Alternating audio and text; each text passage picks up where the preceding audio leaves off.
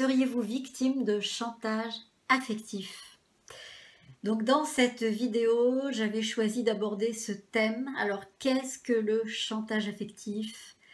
Quels sont les 3 aspects par lesquels il se manifeste? Pourquoi il est utilisé et comment le contrecarrer? Bonjour, je suis Laure Dupré-Lavigne, je suis consultante intuitive et auteure et j'accompagne celles et ceux qui souhaitent s'apporter davantage d'amour pour eux-mêmes, et pour cela j'utilise cet outil merveilleux qui est le tarot de Marseille. Si c'est votre première visite sur ma chaîne, alors je vous souhaite la bienvenue et n'hésitez pas, si ça n'est pas encore fait, à vous y abonner en cliquant tout de suite en bas à droite sur la petite icône au rouge et vous serez averti de ma prochaine vidéo. Alors, avant d'aller plus loin, n'hésitez pas non plus à visiter mon site www.magiedelame.com, donc le tout en attaché. Voilà, comme ça vous saurez exactement ce que je fais. Vous en saurez plus sur mes activités. Alors avant d'aborder donc le sujet du chantage affectif, j'avais aussi envie de vous dire un grand merci. Voilà, à l'heure où je vous parle, eh bien j'en suis presque à 2 doigts, mais j'ai presque atteint le million de vues. 1 million de vues. Donc pour moi c'est magnifique, ça fait voilà un tout petit peu plus d'1 an que j'ai démarré cette chaîne et je vous remercie tous, vous m'avez accompagné, vous êtes derrière moi et parce que c'est voilà grâce à vos partages, grâce à vos vues, grâce à votre intérêt que bien voilà j'ai eu envie de continuer et puis que mon but aussi c'est d'être vu par le plus grand nombre pour pouvoir peut-être bénéficier de mes conseils parce que finalement eh bien mon envie profonde c'est d'aider, voilà, c'est d'aider et vous y contribuez largement justement à cette démarche qui est de toucher le plus grand monde et merci, gratitude à tous. Merci vraiment. Donc, revenons-en au thème de ma vidéo qui est le chantage affectif. Alors, c'est quoi le chantage affectif? Eh bien, figurez-vous que c'est une... vous devez le connaître, hein, parce que si vous regardez cette vidéo, c'est que certainement, vous regardez certainement aussi là où les chaînes qui sont dédiées aux pervers narcissiques, à la manipulation en général. Donc c'est une méthode de manipulation évidemment qui consiste à menacer une personne. Alors que ce soit une personne, un conjoint, une conjointe, quelqu'un de la famille, quelqu'un dans le travail, le patron, bref, peu importe dans quel domaine ça peut s'exercer, mais le but c'est de chercher à punir ou de priver une personne si cette personne s'oppose au désir. Voilà. Donc en fait, le maître chanteur, il va menacer d'une façon, et ben si tu n'abdiques pas, tu vas avoir une punition. En gros, c'est ça. Alors ça se fait de façon directe ou indirecte. C'est pas frontal, hein, c'était très insinueux comme méthode. Et le but, c'est en fait, c'est d'atteindre la faiblesse d'une personne et c'est peut-être même d'amoindrir encore plus, c'est de la diminuer encore plus et c'est de la mettre, je dirais, hors d'état de pouvoir se rebeller et pour la maintenir piégée.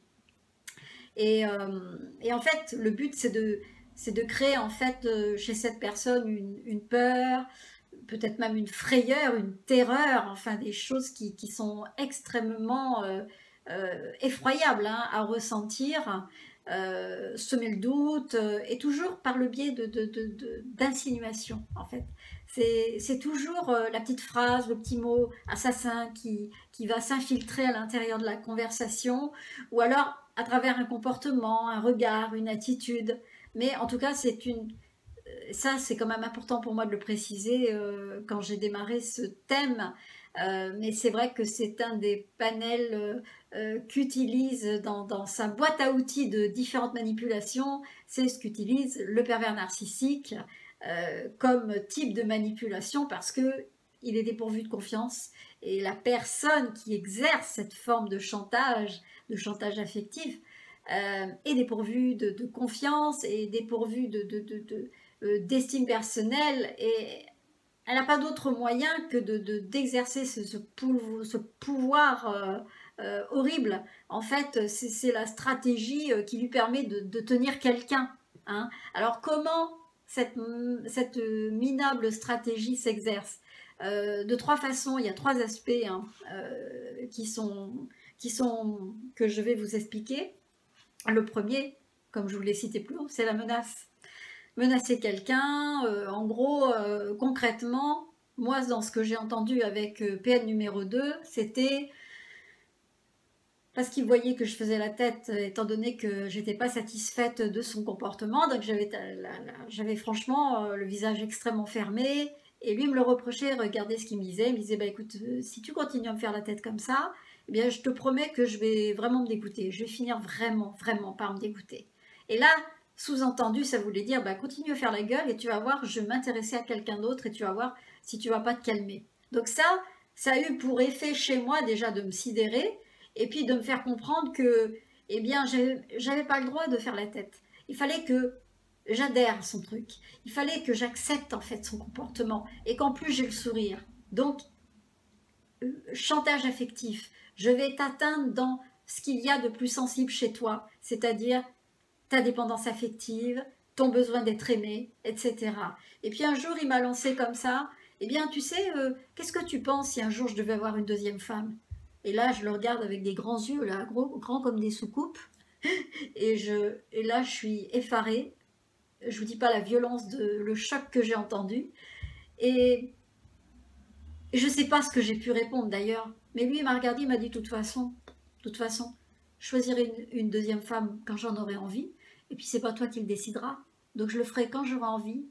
Et puis, au moment et qui je voudrais. Point barre. Et finalement, tu n'auras rien à dire. Bim.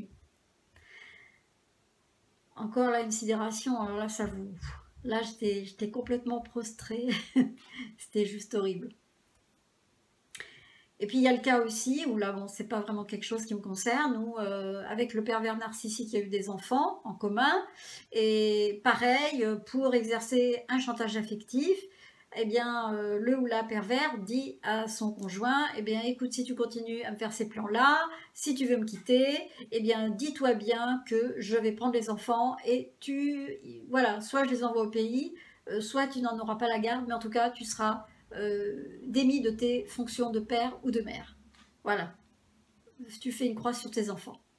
Donc ça, c'est vraiment une manière de faire chanter quelqu'un. Voilà, d'utiliser vraiment la faille affective, la faille de sensibilité, voilà. Et comme je vous dis, c'est toujours aller chercher dans la faiblesse d'une personne.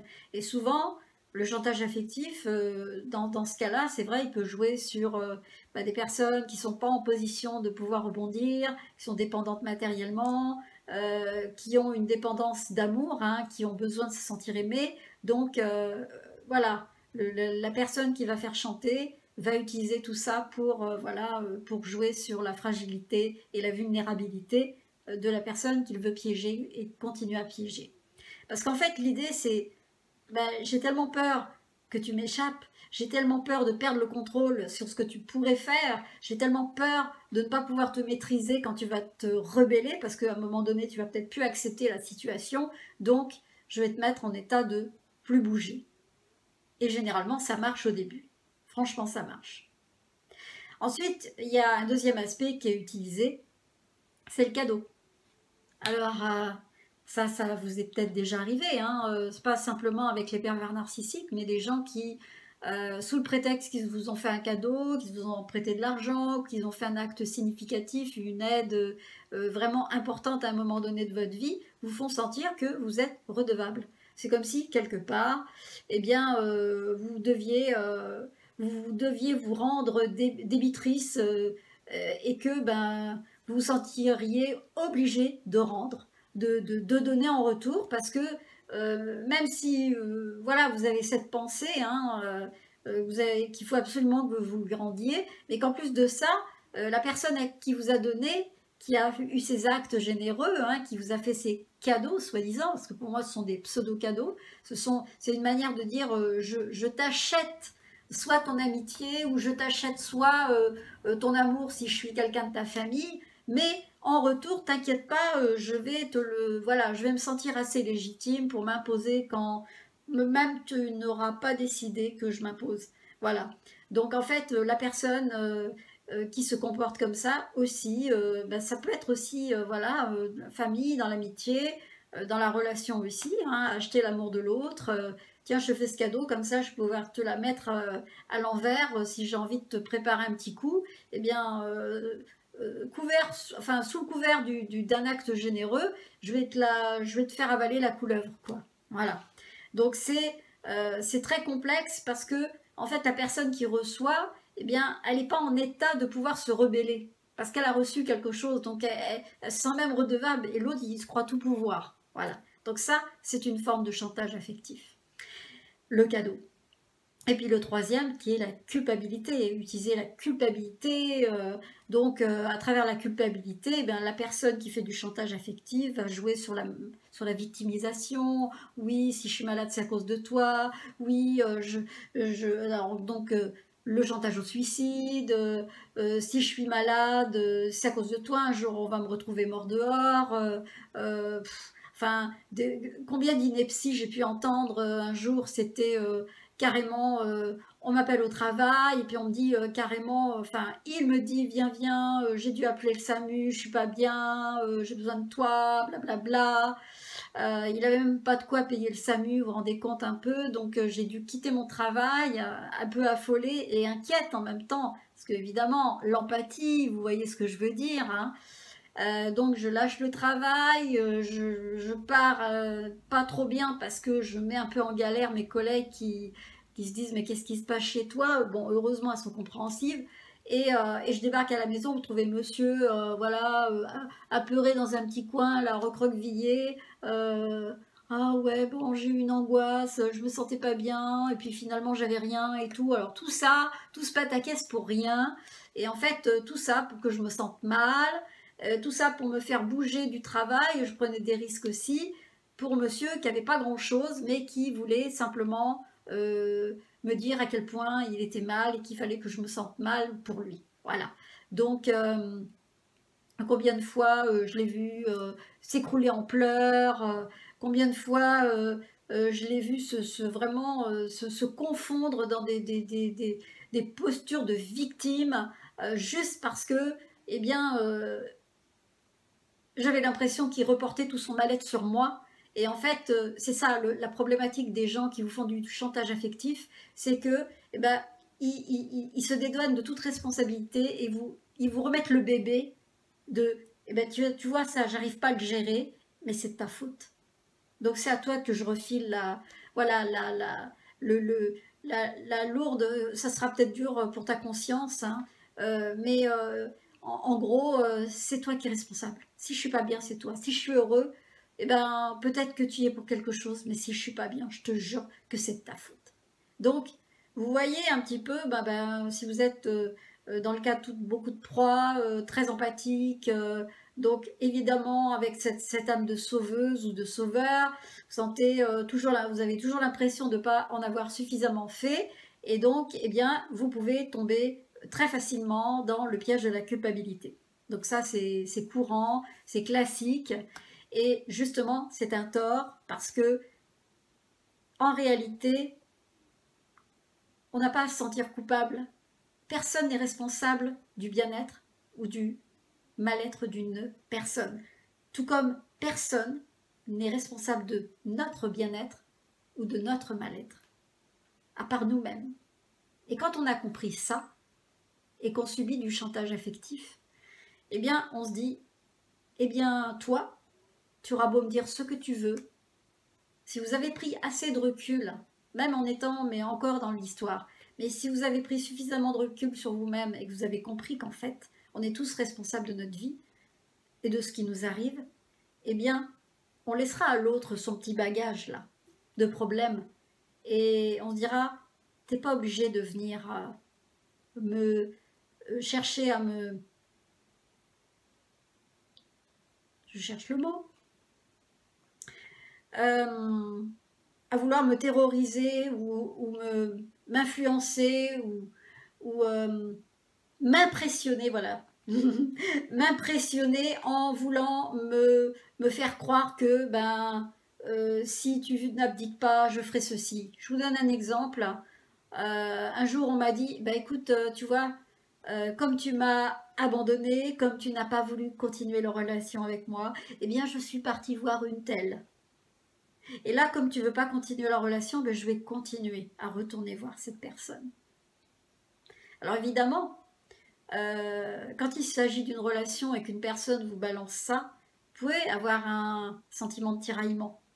Et ça me fera rebondir sur la troisième étape de mon thème de vidéo, qui est comment contrecarrer à ces provocations. Parce que finalement, cette manière de montrer en fait ce chantage affectif, c'est de montrer le pouvoir sur l'autre, c'est de continuer à le piéger, et c'est de l'influencer, de le manipuler. C'est uniquement le provoquer pour qu'il puisse abdiquer. Et moi, je trouve tellement grotesque que d'utiliser ces manœuvres quand on aime vraiment quelqu'un, quand on est vraiment dans l'amour.